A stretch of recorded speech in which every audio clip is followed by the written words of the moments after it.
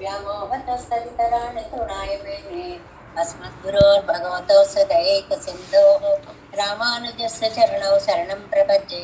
मातापिता युवतयस्तनया विभूतिः सर्वं यदेव नियमेन मदन्वयानाम् आद्यस्य न कुलपतेर्वकुलाभिरामम् श्रीमत्तदिङ्ग्रीगणं प्रणमामि मूर्ध्ना भूतं सरस्य महदाह्वय भट्टनाद श्रीभक्तिसारकुलशेखरयोगिवाहान् भक्ताङ्ग्रिरेण परकालयतेन्द्रमिश्रान् श्रीमत्पराङ्कुशमनं प्रणतोऽस्मि नित्यम्।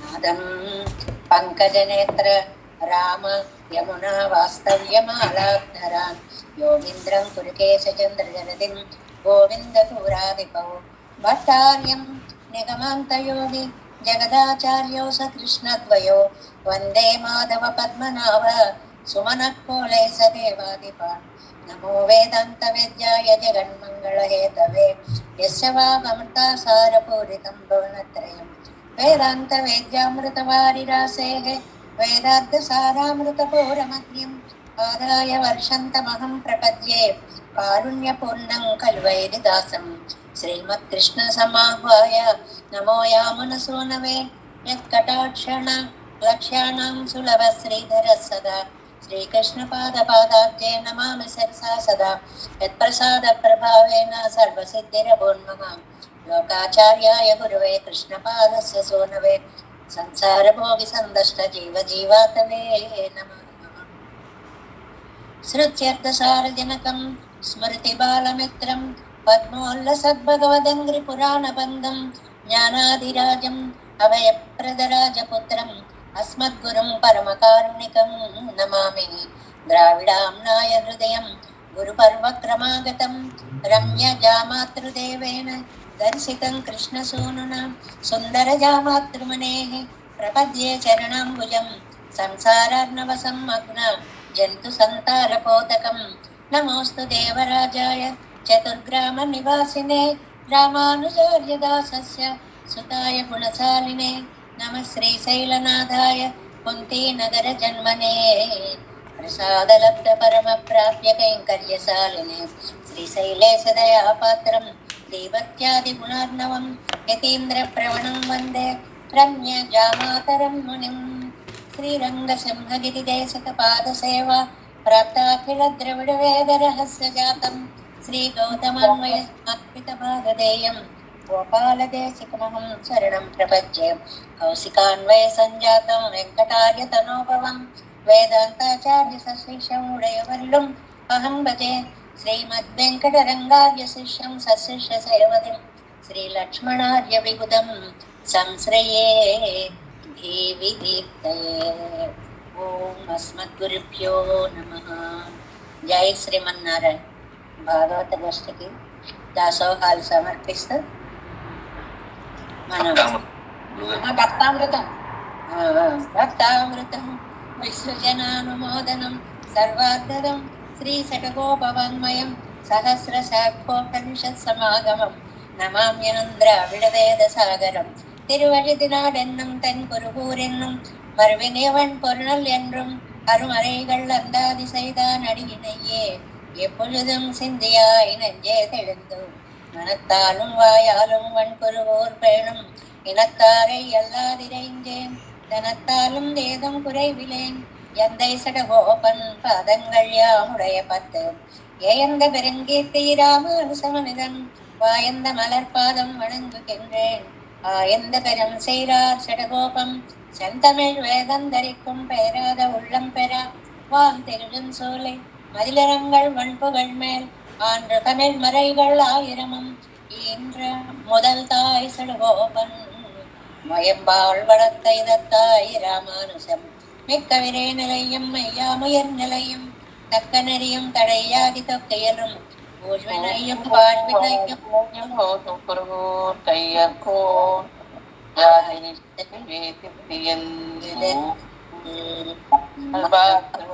திருவடிகளே சரணம்.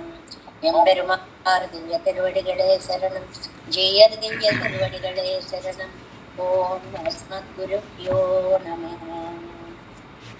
భాగవత గోష్ఠికి దాసోహం. మనం ముందుగా పరాంకుశ అష్టకాన్ని ఒక్క శ్లోకాన్ని చెప్పుకొని తర్వాత తిరువాయిమొழிలోకి ప్రవేశిస్తున్నాము. పరాంకుశ అష్టకంలో 5 శ్లోకాలను మనం పూర్తి చేసుకున్నాము. చాలా విశేషమైన విషయాలు ఏమిటంటే అందులో ముందు 2 ఎక్కడివి ఏమిటి అనేటువంటిది పూరేశులు రచించినటువంటి ఆ వైకుంఠ స్థలంలోని శ్లోకాలు అని తెలియచేయడం, ఇలాంటి విశేషాలు మనకు ఎన్నో ఇందులో తెలుస్తాయి. ఇవాళ 6వ శ్లోకంలో శటగోప అనేటువంటి ఆ నామం, నిన్న మనం పరాంకుశ శబ్దం యొక్క అర్థాన్ని చాలా చక్కగా చెప్పుకున్నాం. ఏమని?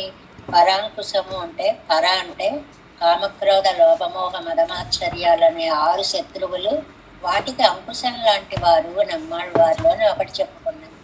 నాస్తికులు అంటే కుదృష్టులు, మేధబాహ్యులు, వీళ్ళకి అంకుశం లాంటి వాళ్ళు అని ఒకటి చెప్పుకున్నాం.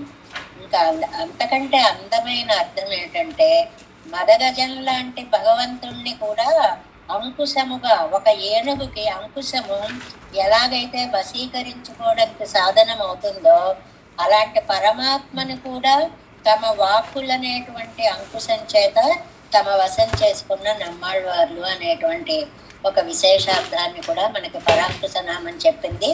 ఇవాళ 6వ శ్లోకం. శఠగోపమునిం వందే శఠానాం బుద్ధిదూషకం అజ్ఞానం జ్ఞానజనకం తిల్త్రిణీ మూల సంశ్రయం. చాలా చక్కటి శ్లోకము. శఠానాం బుద్ధిదూషకం, శఠానాం బుద్ధిదూషకం.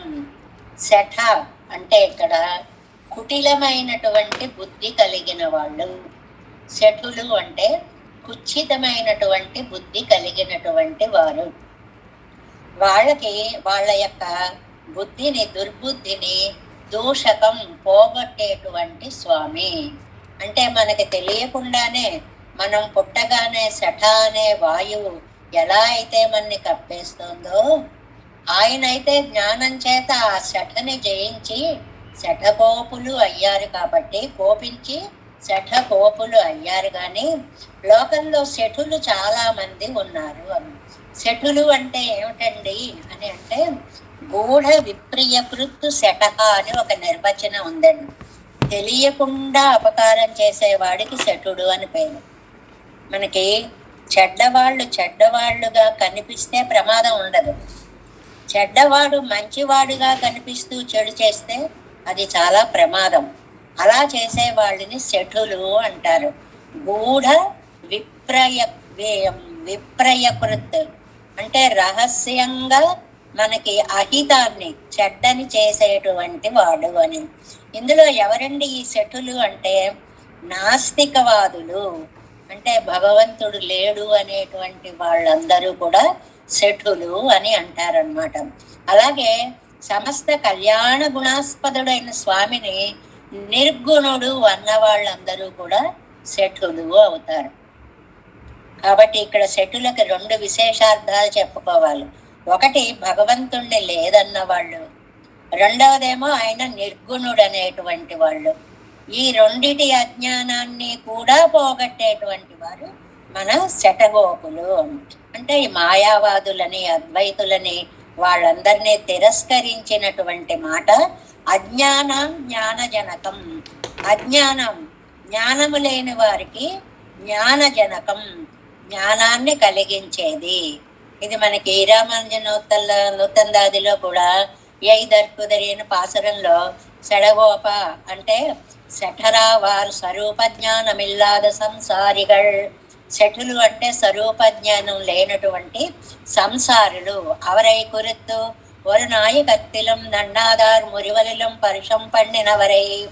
అలాంటి వాళ్ళని అంటే భగవతత్వము లేదు అనేటువంటి శఠులని దూరము చేశారు కాబట్టి వాళ్ళకి శఠగోపులు అనేటువంటి పేరు వచ్చింది. నిన్న పరాంకుశ నామాన్ని ఎలా చెప్పుకున్నామో అలాగే ఇక్కడ శఠగోప నామము కూడా. శఠ అంటే జనరల్గా ఒక వాయువు, అది పుట్టిన ప్రతి జీవిని ఆక్రమిస్తుంది.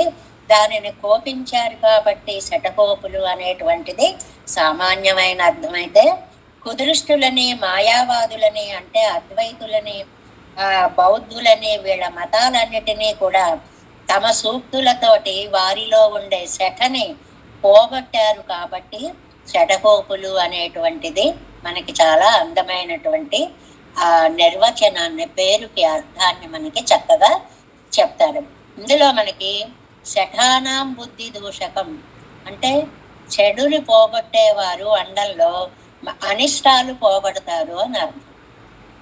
మనకి ఏదైనా మంచి చేయడం అంటే ఏమిటండి, ఇష్టం లేనివి పోగొట్టాలి, ఇష్టమైనవి కలిగించాలి. అది మనకు మంచి చేయడం అంటే. ఈయన ఇష్టం లేనివి ఏం పోగొట్టారు, అనిష్ట నివృత్తి, శఠ అనేటువంటి అజ్ఞానాన్ని పోగొట్టారు. మరి ఇష్టమైనది ఏం కలిగించారు, అజ్ఞానం జ్ఞానజనకం, ఇష్టప్రాప్తి, తెలియనటువంటి ఎన్నో విషయాలను చక్కగా మనకి తెలియచేశారు. అలాంటి ఆళ్వార్లు తింత్రిణీ మూల సంశ్రయం, తింత్రిణి అంటే చింత చెట్టు అనే అర్థం అండి. ఇక్కడ ఒక సిద్ధాంతాన్ని కూడా చెప్తారు.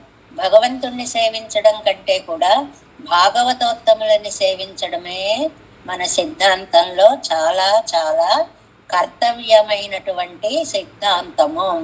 కాబట్టి ఈ నమ్మాళ్వార్లు అవతరిస్తున్నారని తెలియగానే సాక్షాత్తు ఆదిశేషుడిగే తింత్రిణీ వృక్షంగా పుట్టాడు అనేటువంటి వృత్తాంతాన్ని మనకు అక్కడ చెప్తారు.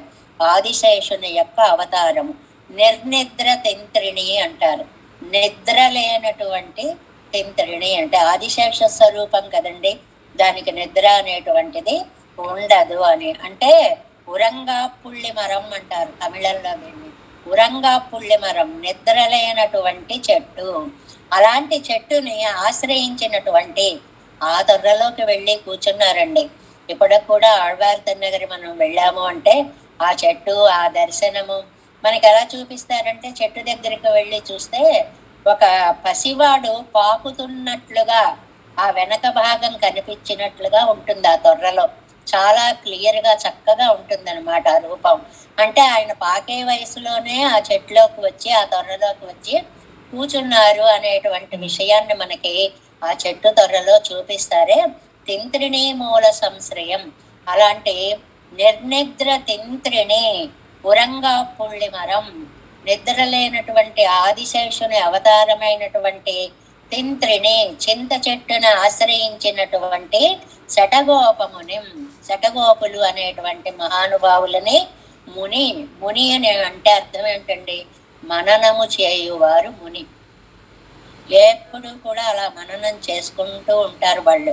అలా కళ్ళు మూసుకుని తపస్సు అంటే ఏమిటి, ఒక నారాయణ నామం కానీ దాని యొక్క అర్థం కానీ అందులో ఉండేటువంటి సిద్ధాంతపరమైన విషయాలు కానీ అలా ధ్యానించుకుంటూ బాహ్య ప్రకృతి అనేది తెలియకుండా ఎవరైతే ఉంటారో వాళ్ళను మునులు అంటారు. మననాత్తు ముని అని, మననం చేయడం వల్ల ముని అని పేరు అన్నమాట. అలాంటి శఠగోపమునులని వందే, నేను నమస్కరిస్తున్నాను అని.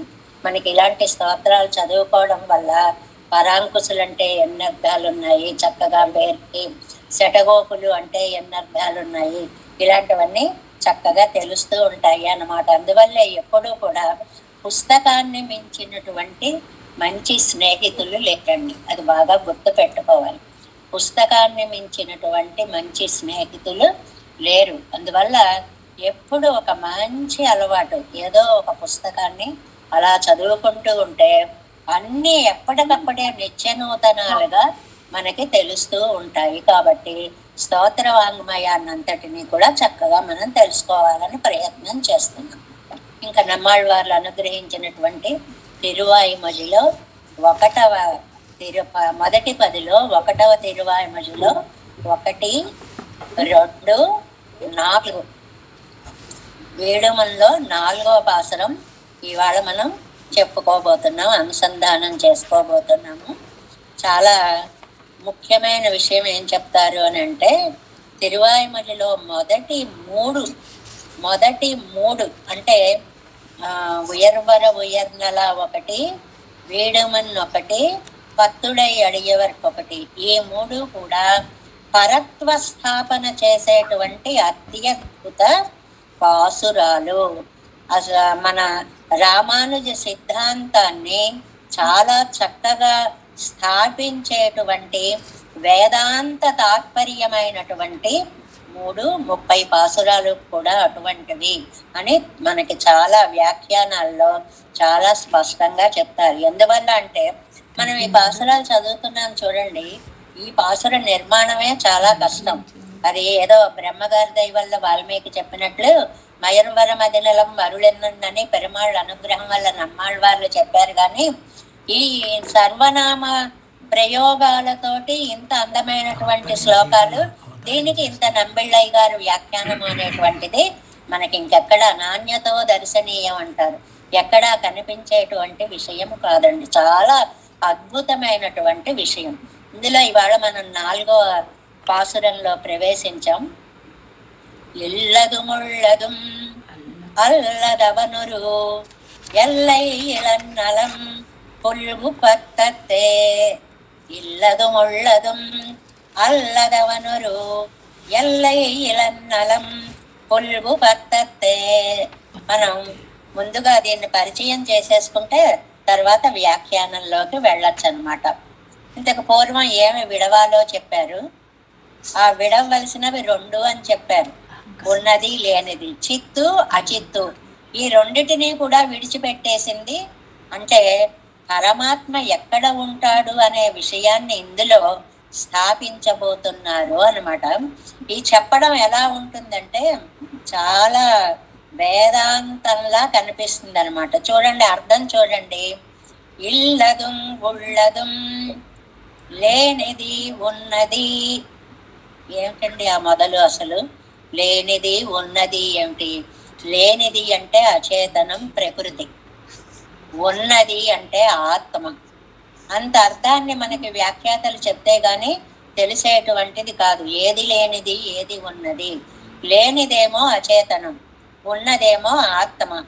అల్లదు, అవి 2 కానిది అవనురు, సర్వేశ్వరుడి యొక్క విగ్రహము, పరమాత్మ యొక్క విగ్రహము చిత్తు కాదు, అచిత్తు కాదు, వాటికంటే విలక్షణమైనది. అది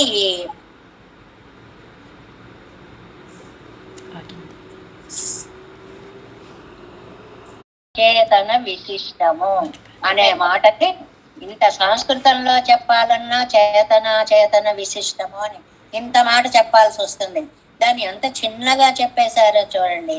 ఇల్లదుం ఉళ్ళదుం అల్లదు అవన్ ఊరు ఆయన యొక్క దేహము.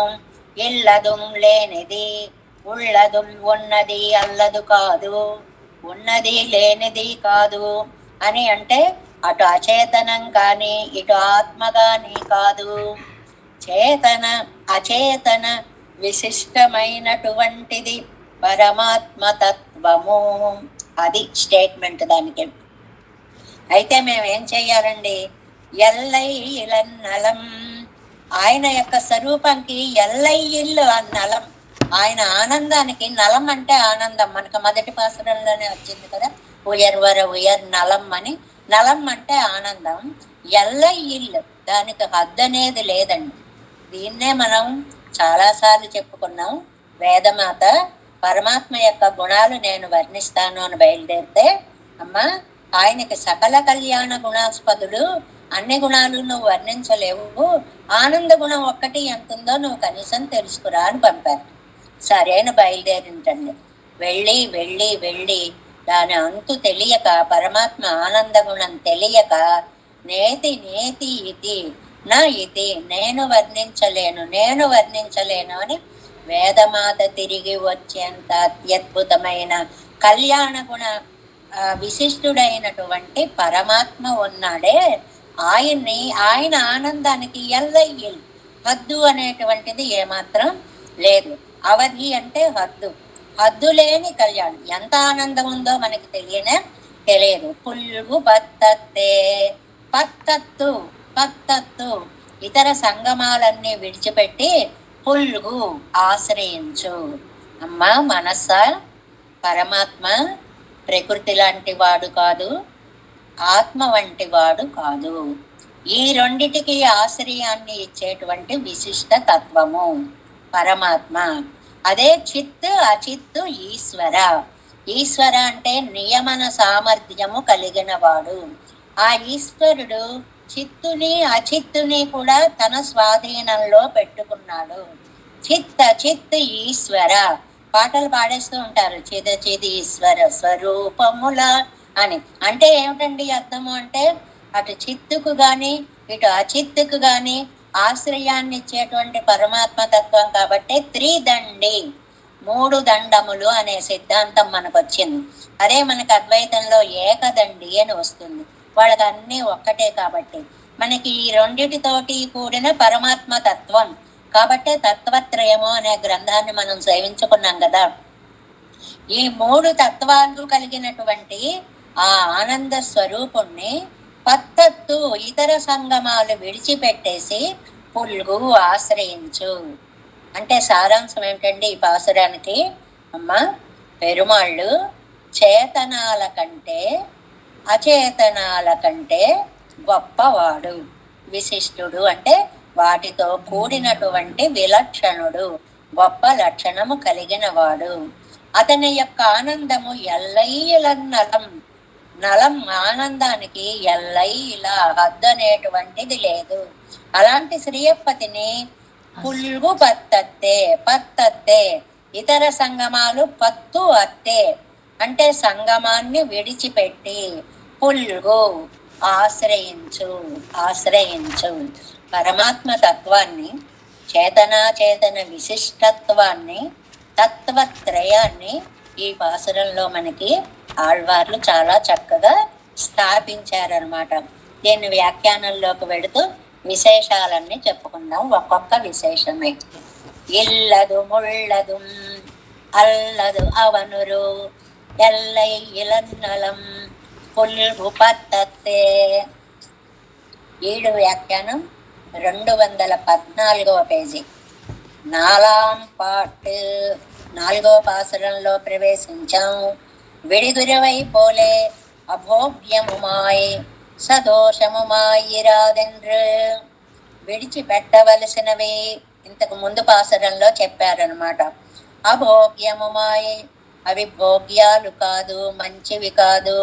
సదోషముమాయ్ అన్ని దోషాలతో కూడి ఉన్నాయి. నిన్న చెప్పుకున్నామే పాము ఉదాహరణలు. పాము పట్టుకున్నప్పుడు దానివల్ల ఎంత ప్రమాదం ఉంది, ముందుకు విడిచేయాలన్నారు అని చెప్పుకున్నామే. అది పత్తుప్పడుగిర విషయత్తినుడయ్య భోగ్యత్తై అరుళిచ్చేగిరార్. మనము పట్టుకునేటువంటి విషయం యొక్క భోగ్యతని, పట్టుకునే విషయం ఏమిటి? శ్రీమన్నారాయణుని యొక్క శ్రీ చరణాలు. అవి ఎంత భోగ్యమైనవి, ఎంత ఆనందం ఉందో చెప్పలేనంత గొప్పవి. ఎల్లైల హద్దులేని ఆనందం కలిగినటువంటి స్వరూపము ఆయన యొక్క రూపము. ఆయన్ని పట్టుకోండి అంటున్నారు.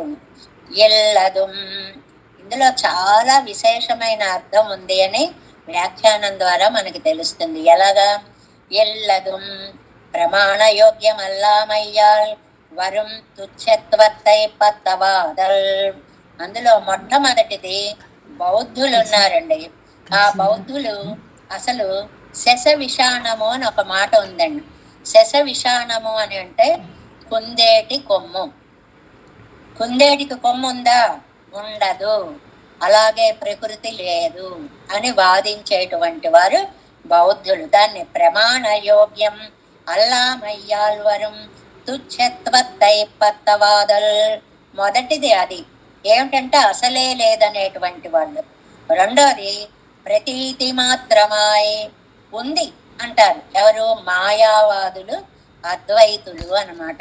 ప్రతీతి మాత్రమాయ్ బాధ యోగ్యమాన మిథ్యాత్వత్తై పత్తవాదల్. అది ఉంది కానీ దీనికి ఒక ఉదాహరణ చెప్తారండి. అది సుక్తి రజతం అని ఇప్పుడు వెండి పేపర్ల లాంటివి వస్తుంటాయి చూడండి. దూరానికి అవి మనకి బంగారాలు అవి పెట్టినప్పుడు లోపల పెట్టి ఇస్తుంటాడే, అవి వెండిలా కనిపిస్తూ ఉంటాయి. కానీ అది దగ్గరికి వెళ్ళి చూస్తే వెండి కాదు, ఏమీ కాదు. అలా ప్రకృతి ఉంది అనిపిస్తుంది. ప్రతీత మాత్రమై బాధయోగ్యమాన మిథ్యాత్వం. అబ్బే అది లేదండి అంటారు. ఎవరు? మిథ్యావాదులు, మాయావాదులు అంటే అద్వైతులు. ఈ రెండిటికి ఇల్లదు ఎంగిరదన్రు వాళ్ళన్నట్లుగా లేదు అని కాదు.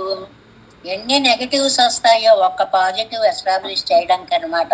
ఎలాగో చూడండి, బౌద్ధులు చెప్పినట్లు అసలే లేదని కానీ, మాయావాదులు చెప్పినట్లు ఉండి మాయమైపోతుందని కానీ చెప్పేలాంటిది కాదు. అంటే ఏమర్థం వచ్చిందండి? అంటే అటు బౌద్ధులు చెప్పింది ఖండిస్తున్నారు, ఇటు మాయావాదులు చెప్పిన దానిని ఖండిస్తున్నారు. ఇది అలాంటిది కాదు అన్నారు.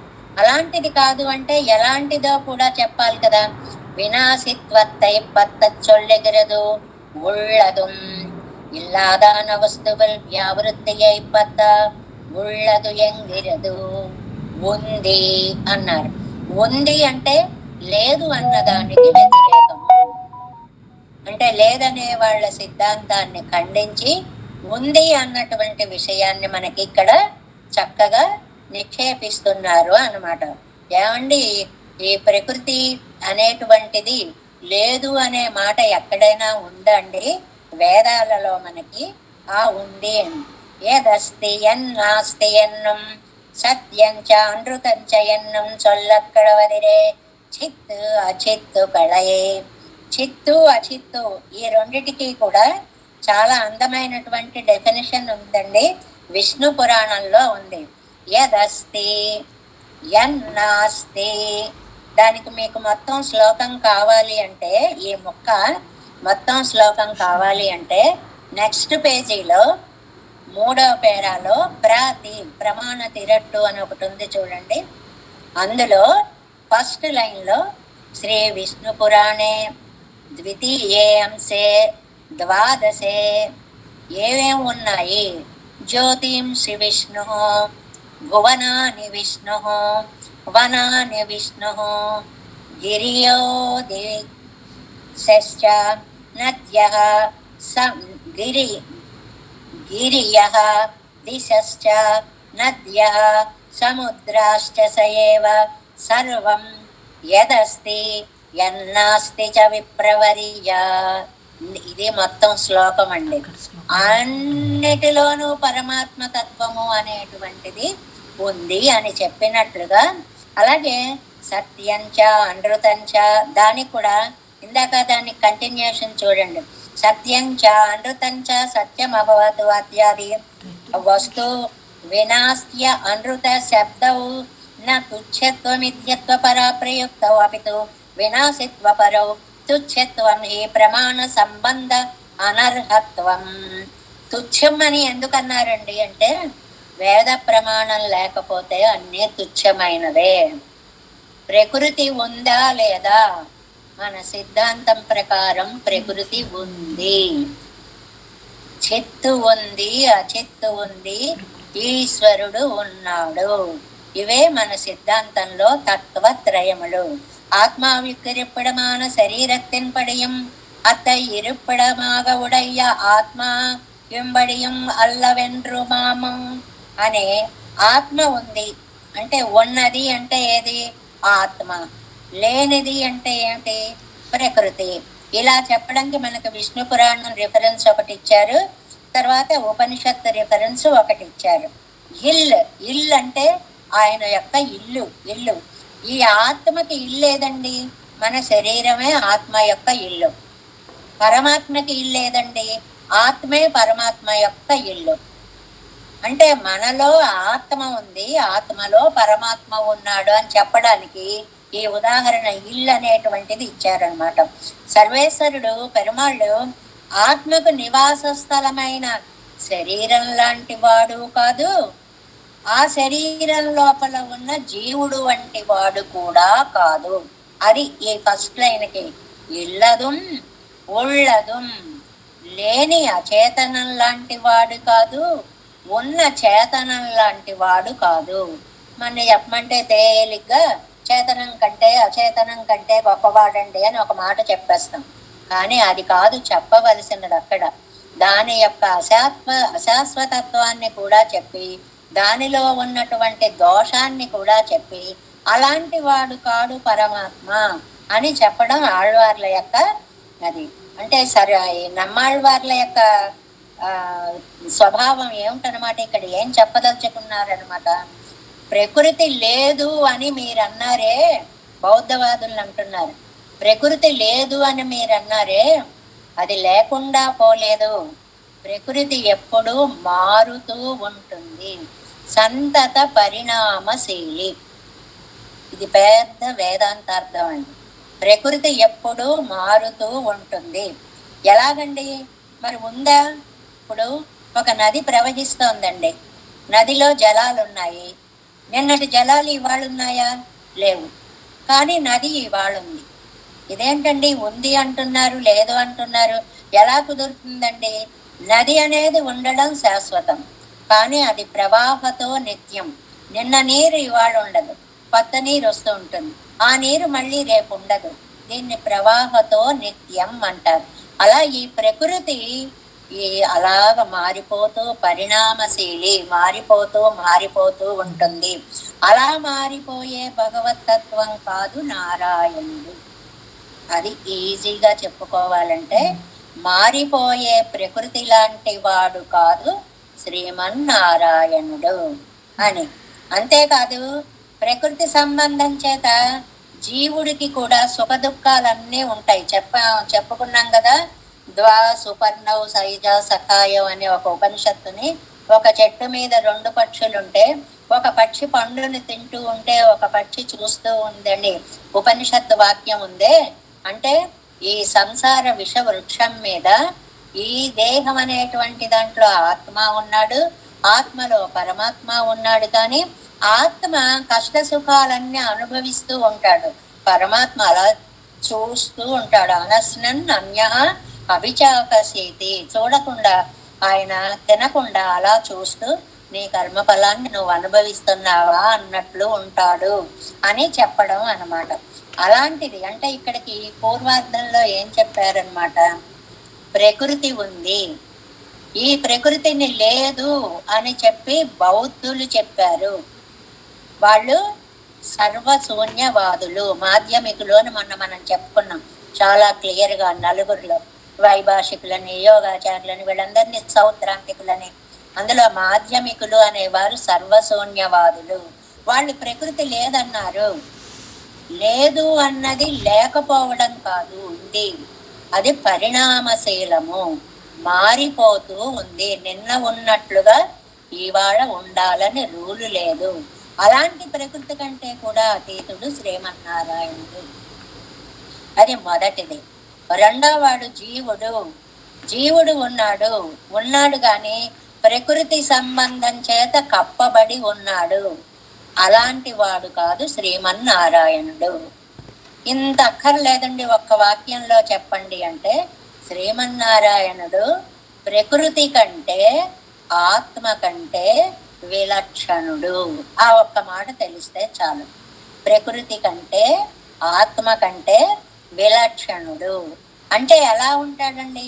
ఆనాల్ ఎంగనే ఇరుక్కుమెన్నిల్ అంటే ఎలా ఉంటాడండి? ఎల్లై ఇలన్నలం. అబ్బో ఎంత ఆనంద స్వరూపుడు! ఆనందం ముద్ద చేస్తే ఆయన ఎన్ని ఉదాహరణలు ఇస్తారో పాసురఖండాలు. ఆనందమయ ఎన్నం, ఉనర్ముజు నలం ఎన్నం. మనం పాసురాల్లో చెప్పుకున్నాం ఉనర్ముజు నలం. ఈ ముజు అనేది మధ్యలో ఉండి ముజు ఉనరువు ముజు నలం అని ఆవేళ చాలా స్పష్టంగా చెప్పుకున్నాం. నిండైన జ్ఞానము, నిండైన ఆనందము. దీన్ని దేహళీ దీపన్యాయం అంటారని ఒక ఉదాహరణ కూడా చెప్పుకున్నాం. గడప మీద గనక దీపం పెడితే ఆ గదిలోకి ఈ గదిలోకి వెలుగు కనపడ్డట్టుగా ముజు అనే పదం మధ్యలో పెడితే ఉణర్వు ముజు నలం, జ్ఞానము నిండుగా ఉంది, ఆనందము నిండుగా ఉంది అనే పాసనాల్లో చెప్పినట్లుగా వడియావింబ పెరుమయ్యాని ఎండ్రం సుడర్ జ్ఞాన ఎంబం వెన్నం. ఇందులోనే పదో పదిలో వస్తుంది సుడర్ జ్ఞాన ఎంబమేయో. ఆహా, నీ అనుభవం ఎంతయ్యా, ఆనంద అనుభవం మాకు అందనిది కదా అన్నట్లు. సమస్త కళ్యాణ గుణాత్మకోసవు, అన్ని కళ్యాణ గుణములు కలిగినటువంటి వాడు అని ఎన్ను సొల్లలాంబడి ఇరుక్కుం అని చెప్పబడుతున్నాడు పరమాత్మ. పుల్గు పుల్గు. పుల్గు అంటే ఆశ్రయించు అని అర్థం. పుల్లు అని ఒక మాట ఉందండి, పుల్గు అని ఒక మాట ఉందండి. పుల్లు అంటే ఈ రెండిటికి రెండు చిన్న చిన్న విశేషార్థాలు చెప్పారు.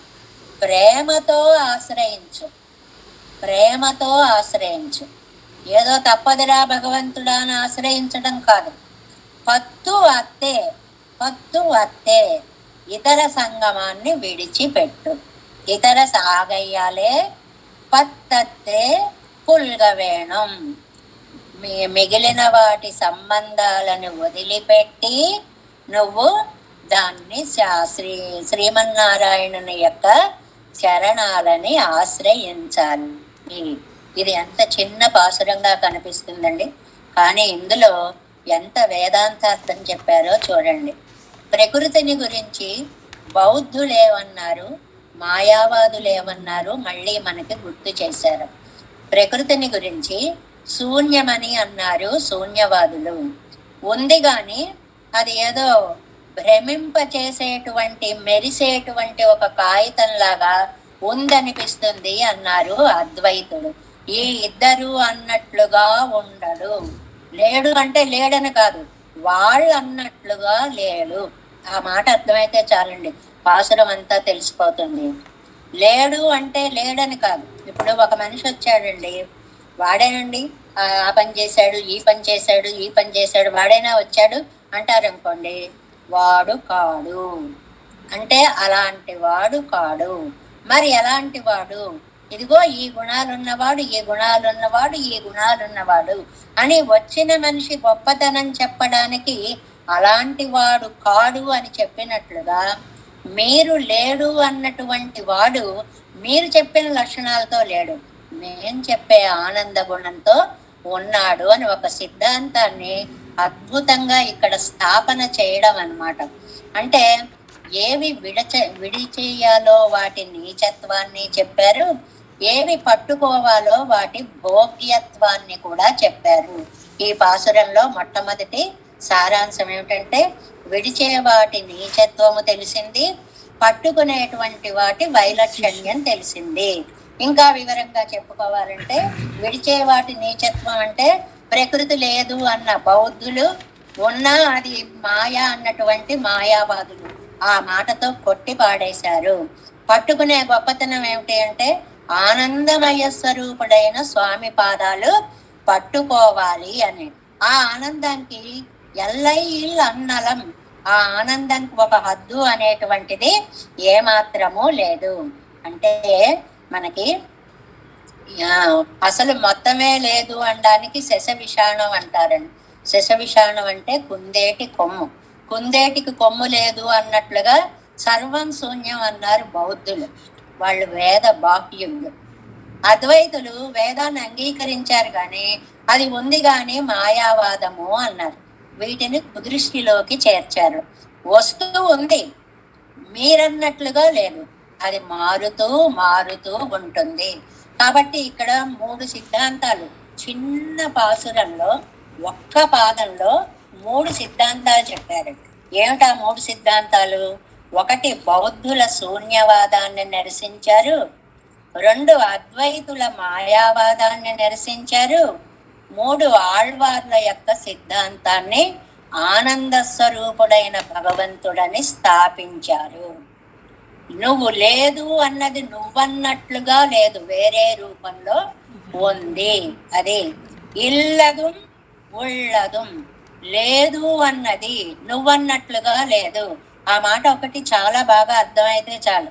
అబ్బే ఇది అలా కాదండి, ఇది అదేనండి, అలా కాదండి, ఇది అలాంటిది కాదండి, ఇది ప్రత్యేకమైనదండి అని చెప్పడం దీంట్లో తాత్పర్యం అన్నమాట. ఆయన ఆనందానికి హద్దు లేదు అన్నారు. ఎన్ని ప్రమాణాలు ఉన్నాయండి ఆయన ఆనందానికి? హద్దులేని ఆనందము కళ్యాణ సమస్త కళ్యాణ గుణాత్మక నాన సర్వేశ్వరన్నని మొదటి శ్రీయప్పతిలోనే మనం చెప్పుకున్నాం. ఆయన స్వరూపం నిత్యం, ఆయన స్వభావం నిత్యం, ఆయన ఆనందమయుడు. ఆ ఆనంద గుణాన్ని వేదమే వర్ణించలేకపోయింది. ఇన్ని విశేషాలు కలిగినటువంటి స్వామిని మీరు సేవించండి అని. ఏమండి, మనకు ఒక గుణం ఉంటే అవతల వాళ్ళలో ఆ గుణం గురించి మనం ఆలోచిస్తాం. మనకి గుణం లేదనుకోండి, అవతల వాళ్ళలో అది ఉందో లేదో మనం చెప్పలేం. అందువల్ల నువ్వు ముందు పరమాత్మ కళ్యాణ గుణాస్పదుడన్న విషయాన్ని తెలుసుకో. నీలో ఆ అస్తిత్వ భావం ఉంటే దాన్ని బట్టి ఆయన ఎంత ఆనంద గుణం కలిగినటువంటి వాడో. ఇక్కడ పుల్గు పత్తత్తే పత్తత్తే అన్నారు. పుల్గు చోట రెండర్థాలు చెప్పారు. పుల్లు పుల్లు అంటే చాలా ప్రేమతో ఆశ్రయించు. ఆశ్రయణము అనేది మామూలు అర్థం. పుల్లు అంటే ప్రేమతో ఆశ్రయించు.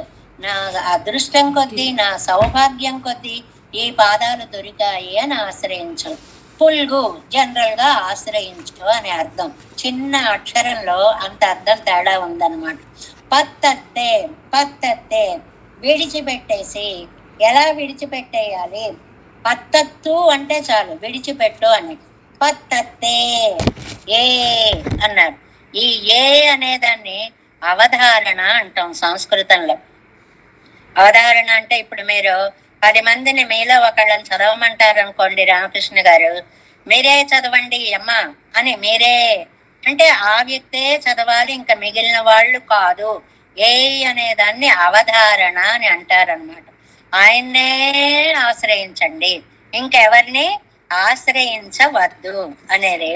ఎలాగంటే ఇక్కడ ఒక అందమైనటువంటి మాటలు చెప్తారనమాట. ఏంటంటే మనం ఆశ్రయించడం అనేది ఎలా ఉంటుంది అంటే భగవంతుడికి అంగీకారమైన ఆశ్రయంగా ఉండాలి అంటారు. ఆయనకు ఆనందం కలగాలి. ఎలాగంటే మనం తిరుప్పావి వ్రతంలో ఏదో మలరిట్టు నాముడియోం సయ్యాదన సయ్యం తీకురలై చెన్నోదం అని ఏమైనా సరే మేము పువ్వులు పెట్టుకోము, నెయ్యి తాగం, ఏవో ఇలా అన్ని చెప్పారనుకోండి. అప్పుడు వ్యాఖ్యానంలో ఒక మాట, నీకు ఆనందమై నువ్వొచ్చి అలంకరింప చేస్తే మాకది ఇష్టమే. ఆ విశేషార్థాన్ని అక్కడ చెప్తారు. అంతేగాని ఒక మాట ఉందండి సంస్కృతంలో, సమిత్తుపాది సావిత్రిపాది అని ఉంది. ఉపనయనం అయినటువంటి వాడికి 1000 సార్లు మంత్రాన్ని జపించాలి అని ఒక నియమం ఉందండి. ఆ 1000 సార్లు జపించడంలో ఏం చేస్తారంటే హోమం చేయడం ఒక 500, పారాయణ చేయడం ఒక 500గా చేస్తారు. అలా 2 పద్ధతులుగా ఉంది. అలా చెయ్యకు, సమిత్తుపాది సావిత్రిపాదిలా చెయ్యకు. అంటే ఆయన ఆశ్రయించినప్పుడు ఆశ్రయిస్తాం, లేనప్పుడు లేదు అనే భావంతో ఉండకు. ఆశ్రయించే తీరాలి, ఆయన పాదాలు పట్టుకునే తీరాలి, మిగిలిన వాటిని విడిచిపెట్టే తీరాలి. ఎంత నొక్కి చెప్పారో చూడండి. మిగిలిన వాటిని వదిలిపెట్టే నువ్వు స్వామి యొక్క పాదాలు ఆశ్రయించాలి అని చెప్పడంలో ఇక్కడ చాలా అందమైనటువంటి సిద్ధాంత స్థాపన చేశారు. ఒక్కసారి సారాంశం చెప్తున్నాను. ఏమిటంటే లేనిదేమో ఇల్లదు, లేనిదేమో అచేతనం, ఉళ్ళదు ఉన్నదేమో చేతనం. ఈ 2 కానిది అవనురు ఆయన యొక్క దేహము. ఆయన దేహం చేతనం కాదు, అచేతనం కాదు, రెండిటితో కూడి ఉన్న విశిష్టమైనటువంటి దేహము పరమాత్మది. ఆయన ఆనంద స్వరూపుడు. ఆయన పాదాలని నువ్వు ఈ భవబంధాలని విడిచిపెట్టే ఆశ్రయించు. ఇవి పట్టుకుంటామండి, అది చేస్తామండి అంటే 2 చెరో సగం చేయడం లాంటిది కాదు అనేటువంటి ఉదాహరణ ఇచ్చారనమాట. పూర్తిగా విడిచిపెట్టాయి అంటే ఎలా ఉంటుందంటే, నిన్న పాము చేతిలో పట్టుకుని పిల్ల ఉందనుకున్నాం అనుకోండి, ఆ పిల్లని అమ్మా అయితే ఈ పాముని ఏం చేయమంటావు, విడిచేయమంటావా అని ఇల్లంతా తిరుగుతూ ఉంటుంది అనుకో. దానివల్ల ఎంత ప్రమాదం వస్తుంది. అంతవరకు ఆలోచించకూడదు. విడిచేయి అనగానే విడిచి పాడేయాలి ముందు. అంతేగాని అలా పట్టుకుని ఎదుగో పాము, దీన్ని పట్టుకోమంటావా, వదిలేయమంటావా, ఏం చేయమంటావు అని తిరగకూడదు. అలా మీరు విడవవలసిన దాన్ని వెంటనే విడిచిపెట్టేయాలి. అప్పుడు కానీ మనకి ఈ పరమాత్మ యొక్క పాదాలను ఆశ్రయించడంలో ఆనంద గుణం ఎలాంటిదో అర్థం కాదు అని ఇందులో శూన్యవాదులైన బౌద్ధులని, మాయావాదులైనటువంటి అద్వైతులని కూడా నిరసించి, లేదు అంటే మీరనుకున్నట్లుగా లేదు కాదు, మేము చెప్తున్నట్లుగా ఉంది ఎలా ఉంది అంటే చిత్తుతో అచిత్తుతో కూడినటువంటి పరమేశ్వర తత్వము, పరమ ఈశ్వరుడు, మంచి నియమన సామర్థ్యము కలవాడు. సాధారణంగా పరమేశ్వర అన్న పదం లోకంలో ఇప్పుడు ఎలా ఉందంటే పరమశివుడు అనే అర్థంలో వాడుతున్నారు. ఈశ్వర అంటే నియమన సామర్థ్యము కలిగినటువంటి వాడు. ఆయన ఆనంద స్వరూపుడు. ఆయన్ని భావమయమైనటువంటి సంబంధాలన్నిటినీ విడిచిపెట్టే ఆశ్రయించు అనేటువంటిది ఈ 4వ పాసురం యొక్క తాత్పర్యము. ఇల్లదుం ఉళ్ళదుం అల్లదవనురు ఎల్లై ఇళన్నలం పుల్గు పత్తత్రే. మనం 5వ పాసురంలో ప్రవేశిస్తున్నాము. అత్తదు పత్తెనిల్ ఉత్తదు వీడు ఎల్ సెత్తదు మన్నురిల్ అత్తిరై పత్తే. చాలా అందమైనటువంటి శ్లోకన పాసుర నిర్మాణం. భాష మీద ఎంతో కమాండ్ ఉంటే గాని పదజాలం మీద ఎంతో, అదే ఆయనకి నేర్చుకుంటే వచ్చినది కాదు, మయరుబరమదిలనం మరుడినం అని పరమాత్మ ఇచ్చినటువంటిది కాబట్టి ఆయనకు వచ్చింది అని. దీనికి అర్థం ఏమిటండి? అత్తదు పత్తు అని అప్పుడు ఎలా ఆర్డర్ చదవాలో తెలుసా?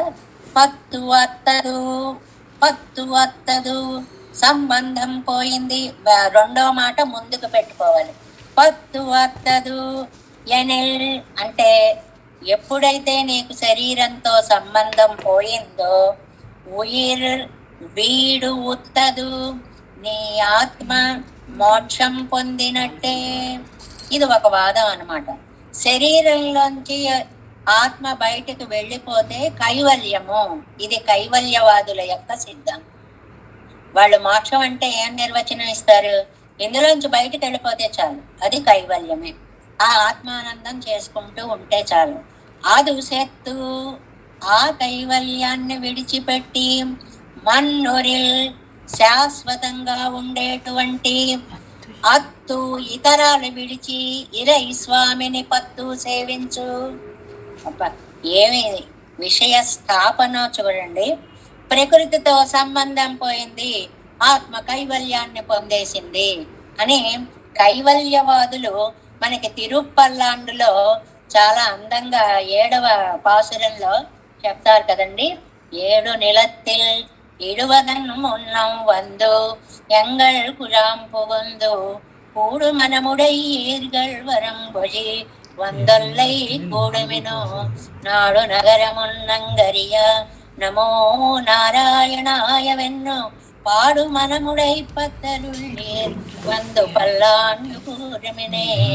అందులో మనకి ఐశ్వర్యార్థుల్ని, కైవల్యార్థులని, అనన్యగతికులని వాళ్ళని పిలిచాడు అని పల్లాండు చాలా వివరంగా చెప్పుకున్నాం కదా. ఏమండి, అందులో కైవల్యార్థుల్ని ముందు పిలిచారేంటి? ఐశ్వర్యార్థుల్ని కదా పిలవాలి అంటే మన సిద్ధాంత స్థాపన ఎంతలా చేశారో చూడండి. ఐశ్వర్యార్థులకి ఈ జన్మలో కాకపోతే మళ్ళీ జన్మలోనైనా మోక్షానికి వెళ్ళు అని చెప్పడానికి అవకాశం ఉంటుంది. కైవల్యార్థులకి ఒకసారి కైవల్యంలోకి వెళ్ళి చిక్కుకుపోయారంటే వాళ్ళు మళ్ళీ కిందకి రాలేరు. ఇంకా పరంపదంకి వెళ్ళేటువంటి ఛాన్స్ వాళ్ళకి ఉండదు. కాబట్టి వీళ్ళకే ముందు జాగ్రత్తగా చెప్పాలి అని కైవల్యార్థులకు ముందు చెప్పారు అని చెప్పుకున్నాం మనం. పల్లాండు చెప్పుకున్నప్పుడు మీ అందరికీ గుర్తు ఉంటుంది. అంటే ఈ కైవల్యం అంటే ఏమిటి? కేవల ఆత్మ ఆనందానుభవము. అక్కడ తన గురించే తనే, ఒరే నువ్వు అక్కడ ఆగిపోకూడదురా నాన్న, ఇంతకంటే అద్భుతమైన స్థలం ఇంకొకటి ఉంది, మోక్షము దాని పేరు, దాన్ని నువ్వు అనుభవించాలి. ఈ కైవల్యాన్ని వదిలిపెట్టి ఆ మోక్షానికి వెళ్ళాలి. ఎందువల్లంటే అత్తదు పత్తెనిల్, పత్తు అత్తదు, ప్రకృతి సంబంధం పోయింది. అలా అనగానే ఎనిల్ అని అనగానే ఉయిర్ వీడు ఉత్తదు, ఈ ఆత్మ కైవల్యాన్ని పొందేసింది. ఇది కైవల్యం పొందాలనే సిద్ధాంతం ఉన్న వాళ్ళ వాదన. శరీరంలోంచి జీవుడు వెళ్ళిపోతే చాలండి, అదే కైవల్యం అంటారు వాళ్ళు. మనం అలా అంగీకరించాం. మనకి కైవల్య మార్గం అక్కర లేదు, అది అశాశ్వతమైనటువంటిది, అది మోక్షానందం కాదు. కైవల్యానికి 100 రెట్లు మోక్షానందం ఉంది. కాబట్టి ఆ ఆనందాన్ని మనం పొందాలి అని అంటే ఈ కైవల్యాన్ని కూడా అదుసెత్తు, ఆ కైవల్యాన్ని విడిచిపెట్టి, అదుసెత్తు ఆ కైవల్యాన్ని విడిచిపెట్టి. స్థిరమైన దాన్ని పొందాలనుకుంటున్నావా? మన్నొరిల్ అత్తు ఇతరాలను విడిచి ఇరై పత్తు స్వామిని సేవించు. దీనికి మనకు అర్థం అవడానికి చాలా అందమైన వివరణ ఒకటి ఇచ్చారండి వ్యాఖ్యానంలో. 5వ వ్యాఖ్యానంలో చూడండి, 7 పాసురము 216వ పేజీలో 7 அஞ்சாம் பாட்டு. 10 வரும் అంతరాయ పరిగత్తయ్యం అరుళిచ్చేదిరార్. పట్టుకుందామనేటప్పటికి ఎన్నో అడ్లు వస్తున్నాయి. ఏమిటా అడ్డు? ఎలా చెప్పారో చూడండి. లోకమంతా కావాలి కావాలి కావాలనుకునే కైవల్యాన్ని అయ్యో మనకి విఘ్నం వస్తోంది అని విఘ్నంతో పోల్చారండి. కైవల్యాన్ని విఘ్నంతో, ఒక అడ్డుతోటి పోల్చారు. ఇంద్రపదత్తై కోలం అవన్నీ ఇవ్వరుకుండాన ఐశ్వర్యత్తై కోలాన్. ఒకడికి ఇంద్ర పదవి కావాలి అనిపించింది. ఒక్కొక్క స్టెప్ చెప్తున్నారు. ఇంద్ర పదవి కావాలి అనిపించింది. వాడు నీకు ఐశ్వర్యాన్ని ఇస్తాడండి. మామూలు ఐశ్వర్యం నాకెందుకండి, స్వర్గాది ఐశ్వర్యాలు అనుభవించే ఇంద్ర పదవి కావాలి అంటాడు.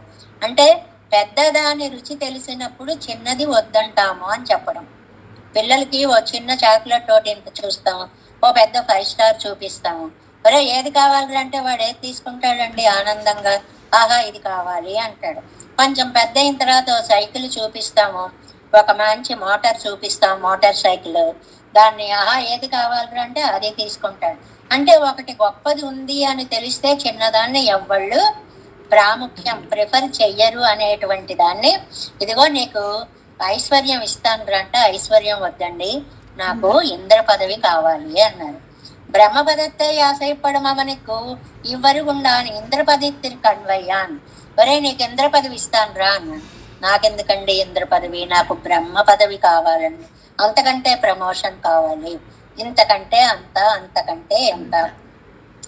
ఆత్మానుభవத்தை ఆశయపడం అవనం ఐశ్వర్యాదిகளில் కన్వయ్యాన్.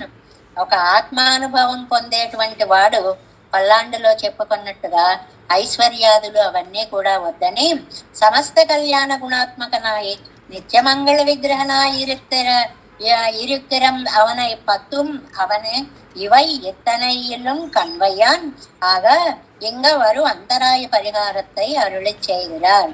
పెద్ద లక్ష్యాన్ని చేరాలనుకునేవాడు ఇగో ఇవి తీసుకురా. ఒకడు 1 కోటి రూపాయలు కావాలంటాడు అనుకోండి. ఒరే ఈ 100 నీ దగ్గర ఉంచరా అంటే నాకెందుకండి, 100 అక్కర్లేదు, పోనీ 500 తీసుకోరా, నాకెందుకండి, పోనీలే 1000 రూపాయలు, పోనీ 1,00,000 రూపాయలు, ఇవేవి నాకొద్దు, ఆ 1 కోటి రూపాయలే కావాలి అని మనం అన్నట్లుగా, ఇదిగో నీకు ఐశ్వర్యం ఇమ్మంటావా?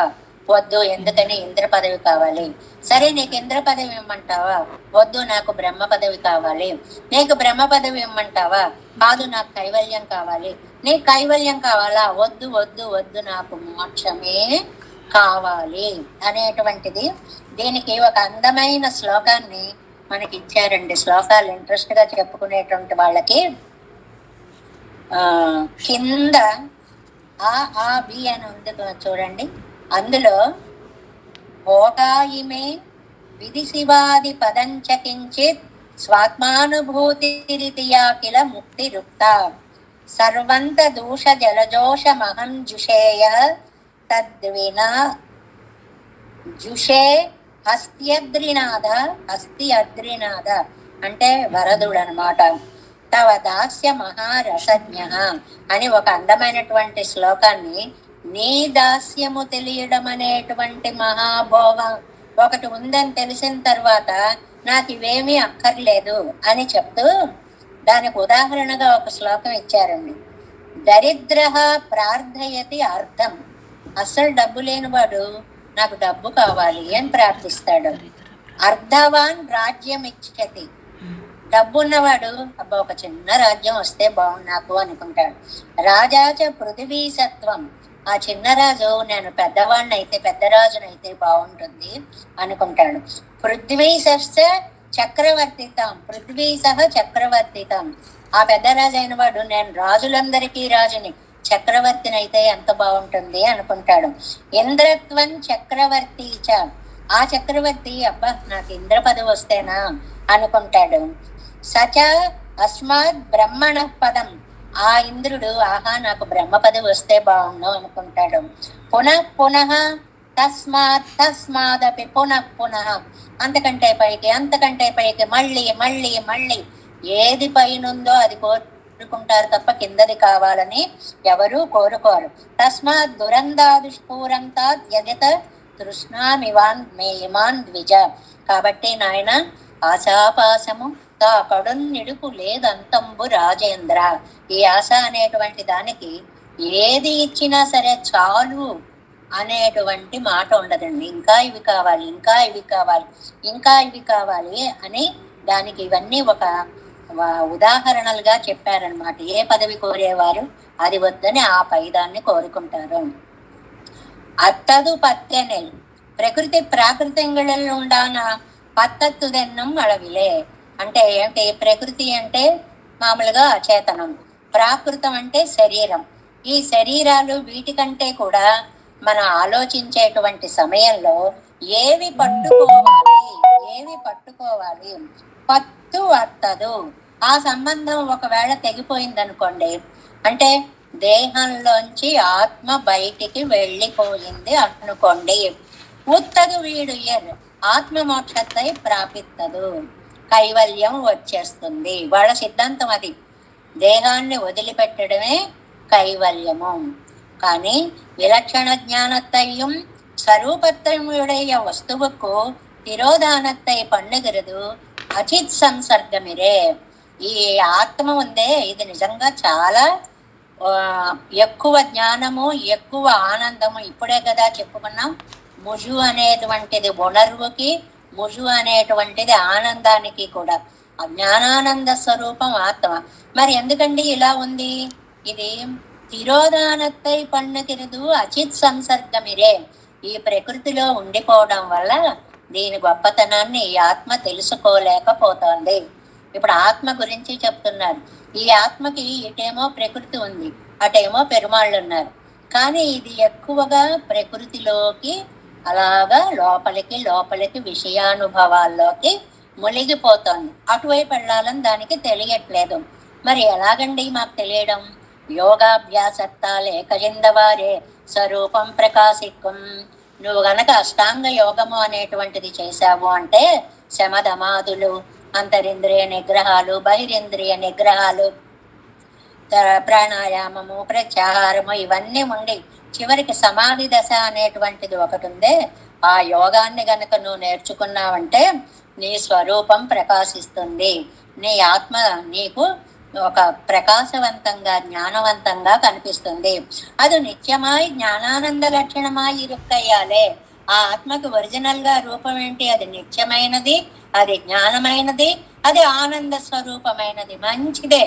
కానీ అది వెళ్ళి బురదలో పడింది. ఏ బురదలో పడింది? సంసారం అనేటువంటి బురదలో పడింది. కాబట్టి ఈ విషయానుభోగాలకే లాగుతోంది తప్ప అటువైపు వెళ్ళాలనిపించట్లేదు. అందువల్ల ఇది తన్నయ్యే అనుభవిక్క அமையாதோ என்று తమ్ పక్కలిలే కాల్తాడు పన్నం. ఆహా, ఈ కైవల్యం ఎంత ఆనందంగా ఉంది, దీన్ని అనుభవిస్తూ కూర్చుంటే చాలే అనిపించేస్తుంది. ఇంతకంటే మాకు ఇంకేం వద్దండి అనిపించేస్తుందట. ఎప్పుడు? కైవల్యానందంలో పడినప్పుడు. ఎప్పుడు నీకు దాని యందు విడవాలనే భావం కలుగుతుంది? దానికంటే అత్యద్భుతమైనటువంటి మోక్షం అనేటువంటిది ఒకటి ఉంది అని తెలిసినప్పుడు నీవు ఈ కైవల్యాన్ని పట్టించుకోవు.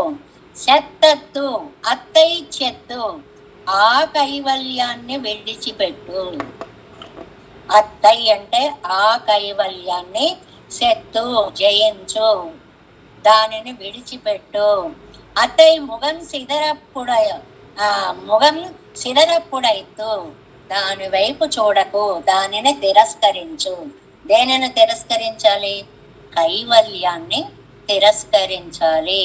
కైవల్యం నీ లక్ష్యం కాదు, కేవల ఆత్మానుభవం నీ లక్ష్యం కాదు.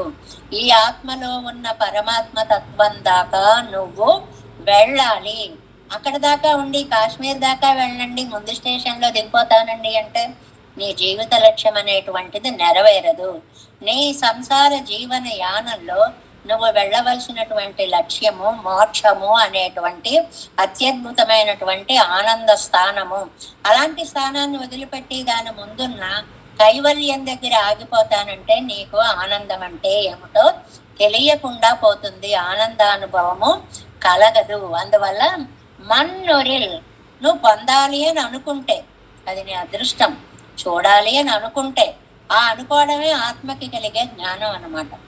ఇంతకంటే గొప్పది ఉంది. దీన్ని చూడాలి అనుకుంటే తన్నై పత్తినాల్, దాన్ని పట్టుకున్నా ఇన్నముం అదుక్కు అవ్వరిగే వారు అనుభవముండు ఎన్నెరక్క. అబ్బే ఈ కైవల్యం కాదండి, దీనికంటే కూడా అత్యద్భుతమైనటువంటి మోక్షానందం ఒకటి ఉంది అని ఇరుక్క వెండాదపడియాన నిలయ నిన్న పురుషార్థத்தை పత్తప్పార్గిల్. అది చూసావు అంటే అయ్యయ్యో ఇంతకాలం ఈ కైవల్యంలో పడున్నావా అనిపించేలాంటిది. అంటే కైవల్యం ఒక స్థాయే తప్ప అది నీకు గమ్యము కాదు, నీకు లక్ష్యము కాదు. నీ లక్ష్యము పూర్తిగా మోక్షమే అనేటువంటిది. అత్తిరైపత్తే, అత్తిరైపత్తే అంటే అత్తిరైపత్తే, అత్తు ఇరై పత్తు. అత్తు అన్నీ విడిచిపెట్టు, ఇరై స్వామిని, పత్తు పట్టుకో. అన్నీ విడిచేసి స్వామిని పట్టుకో. ఎలాగండి అది? ఆశ్రయణ కాలத்திலே அவனுக்கு என்று అధ్యవసిత్తు శేషయాన అవనై పత్తప్పారుంగోల్. నువ్వు ఆశ్రయించేటువంటి సమయంలో ఆయన తప్ప నాకు దిక్కులేడు అనే గోల్ ఒకటి నిర్ణయించుకుని మనం ఊరు వెళ్ళేటప్పుడు ఏ ఊళ్ళో దిగుతామో నిర్ణయించుకుని అక్కడికి టిక్కెట్ తీసుకోవాలి. ఎక్కడ పడితే అక్కడ దిగుదాంలే అని ఎక్కేద్దామని ఎవ్వళ్ళం అనుకోం కదా. అలాగే నీ జీవనయానంలో కూడా మోక్షం అనేటువంటి గమ్యంలోనే దిగాలి అని నువ్వు మనసులో నిర్ణయించుకుని శేషియాన అవనై పత్తు పారుంగోల్, శేషి అయినటువంటి ఆ శ్రీమన్నారాయణుని యొక్క చరణాలు పట్టుకో. అండ్రియే విభక్తి అయి మారాడి. ఇక్కడ మళ్ళీ ఒక పెద్ద గ్రామర్ చెప్పారండి. విభక్తి అయి మారాడి అని. అత్తు పత్తు అని 2 పదాలు ఉన్నాయి ఇందులో. మనకి భాష కొత్త భాష కాబట్టి విశేషంగా ఉంటుంది, కానీ మామూలుగా విడిచి పట్టుకొని అని ఉన్నాయనుకోండి 2 పదాలు, అత్తు పత్తు అని. దీన్ని గ్రామర్ కొంచెం చెప్పారు. క్రియలు 2 రకాలుగా ఉంటాయండి. పూర్తి అయిన క్రియని సమాపక క్రియ అంటారు, పూర్తి కాని క్రియని అసమాపక క్రియ అంటారు. అంటే అన్నము తిన్నాను అయిపోయింది కాబట్టి అది సమాపక క్రియ. అన్నం తిని బయలుదేరుతాను, తిని అంటే దాన్ని అసమాపక క్రియ అంటారు. అలాగే ఇక్కడ అత్తు పత్తు వీటిని అసమాపక క్రియలుగా చెప్పాలండి. పత్తు పట్టుకో అని విధిగా చెప్పాలా? బై ఆర్డర్ ఇలా చేయి అని చెప్పాలా? ఇలా చేస్తే బాగుంటుందని సూచన. ఇది సూచన కాదు, నువ్వు చేయాల్సినటువంటి పని. విధి అంటారు, దీన్ని ఏమంటారు? విధి అంటారు అన్నమాట. దీన్ని విభక్తి అయి మారాడి ఇరయ్యై పత్తి ఇత్తై అరప్పార్ ఎన్నుదల్ మార్పాన్ మనన్సు చెప్ప మంగయ్యర్ తోళ్ కైవిట్టు ఎన్నుమా పోలే. ఇక్కడ కూరేసులు మొదలయ్యండాన్ వారందరూ ఈ ఉపన్యాసాన్ని సేవిస్తూ ఎంత ఆనందపడిపోతూ ఉండేవారు. ఏమండి, విడిచి పట్టుకోవాలా, పట్టుకుని విడవాలా? 2 వాదాలు ఉన్నాయి. మనం ఏదైనా ఒక అడుగు వెయ్యాలి అంటే వేశాక పాదం తీస్తామా, ముందు పాదం తీసేస్తామా? ముందు పాదం తీసేస్తే 2 గాలిలో తేలితే ఏమైపోతాం? కాబట్టి ముందు ఆశ్రయించాలి, ఆయన పట్టుకోవాలి, ఆయన పట్టుకుని దీన్ని వదిలిపెట్టాలి. ఇలా సమన్వయం చెప్పుకుంటూ ఉండేవారట పూరేసులను మొదలయ్యండాను అనేటువంటి వారు అనమాట. అంటే ఒక అర్థంలో ఎలా చెప్పుకున్నాము? అత్తు పత్తు అంటే అత్తు దాన్ని దూరం చేసి పత్తు పట్టుకో, ఆశ్రయించు. అలా కాకుండా అత్తు దాన్ని చేసేయి, అక్కడ విధి చెప్పండి మీరు. విడిచిపెట్టేయి విడిచిపెట్టేయి విడిచిపెట్టేయి, పత్తు స్వామి యొక్క పాదాలు ఆశ్రయించు. అంటే 2 విధి నిర్వహణ, విద్యార్థకాలు అంటారు. ఇది గ్రామర్ అండి. కొంచెం ఆశ్చర్యార్థకము అంటే ఆహా అలా జరిగిందా అంటే ఆశ్చర్యార్థకం అంటాం. ప్రశ్నార్థకము అంటే ఎందుకు అంటాం. అలాగే మనకి విద్యార్థకము అంటే సత్యం వద్ద ధర్మంచర స్వాధ్యాయాన్ మా ప్రమద, నువ్వు సత్యమే పలుకు, ధర్మంగా ఉండి, వీటిని విద్యార్థకాలు అంటారు. అలాగా అవత్తై అత్తు ఇత్తై పత్తు, అది విడిచిపెట్టి దీనిని నువ్వు పట్టుకో అంటే స్వామిని ఒక్కసారి పట్టుకున్నావంటే, పూరేసలు అనేవారంటే ఇక్కడ పట్టుకున్నామంటే అవన్నీ వాటంతట అవే పోతాయండి.